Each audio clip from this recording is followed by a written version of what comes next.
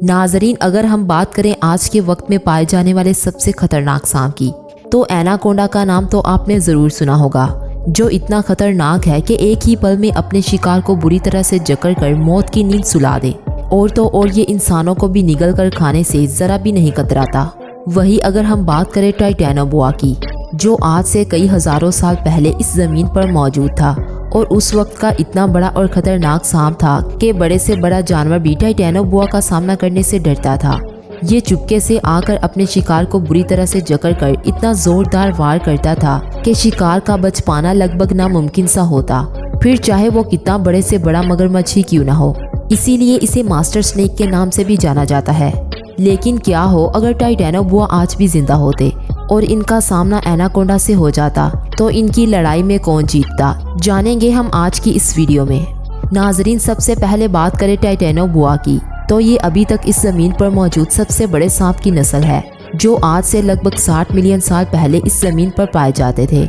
इनकी लंबाई लगभग 40 से 43 फीट और वजन 1100 से 1500 किलोग्राम तक हुआ करता था और इनके जिस्म की चमड़ी भी काफ़ी मोटी हुआ करती थी। इतनी बड़ी बॉडी होने की वजह से ये बड़े से बड़े मगरमच्छ का शिकार भी बड़ी आसानी से कर लिया करते थे। नाजरीन, वैसे तो ये ज़्यादातर नॉर्थ कोलंबिया और साउथ अमेरिका के घने जंगलों में ही राज किया करते थे, लेकिन इनके दहशत के चलते दूर दराज खड़ा बड़े से बड़ा शिकारी भी इनसे लड़ना तो दूर, इनके सामने आने का भी नहीं सोचता था। ये इतने खतरनाक थे कि अगर बाय चांस इनको खाना ना मिलता तो ये अपने बच्चों तक को भी खा जाते थे। इनकी जकड़ इतनी मजबूत हुआ करती थी कि अगर कोई शिकारी इनकी पकड़ में आ जाए तो इसका बचना लगभग नामुमकिन सा था। यहाँ तक कि ये डायनासोर्स को भी अपना भोजन बना लिया करते थे। ये जानकर तो आप इनकी ताकत का अंदाज़ा लगा ही सकते हैं कि ये कितने खतरनाक सांप हुआ करते थे। और अगर आज भी ये मौजूद होते तो कोई जानवर तो क्या, हम इंसानों का भी जीना मुश्किल हो जाता। शिकार करने के लिए पहले तो ये अपने शिकार को जकड़ते और फिर एक ज़ोरदार वार करते, जिसके बाद शिकार की मौका पर ही मौत हो जाती और फिर आहिस्ता आहिस्ता इसे निगल कर अपना पेट भर लिया करते थे। ये अपने शिकार को काटने के लिए 4000 PSI का बाईफोर्स लगाकर इनकी जान ले लिया करते थे। तो ज़रा सोचें कि अगर ये सांप आज भी इस दुनिया में मौजूद होता तो चारों तरफ बस इसकी दहशत होती। वैसे नाजरीन, अगर साइंटिस्ट की माने तो इनके मादूम होने की सबसे बड़ी वजह है क्लाइमेट चेंज। बदलते क्लाइमेट की वजह से ये अपने आप को इस तरीके से ढाल नहीं पाए और वो नापैद हो गए। तो चलिए अब बात करते हैं एनाकोंडा की। नाजरीन, एनाकोंडा आज के वक्त में पाए जाने वाले सबसे बड़े और खूनख्वार सांपों की लिस्ट में शामिल है, जिनकी लंबाई 17 फीट से लेकर 30 फीट और वजन 200 किलोग्राम तक होता है। मतलब इस मामले में टाइटेनोबोआ से मुकाबला कर पाना इसके लिए थोड़ा भारी हो सकता है। ये ज़्यादातर साउथ अमेरिका के गर्म इलाकों में ही पाए जाते हैं और अपना ज़्यादातर वक्त पानी की गहराइयों में ही गुजारना पसंद करते हैं। मतलब पानी में ये ज़्यादा आसानी से शिकार कर सकते हैं, लेकिन शिकार करने के लिए कभी कभी ये ज़मीन पर भी आ जाया करते हैं।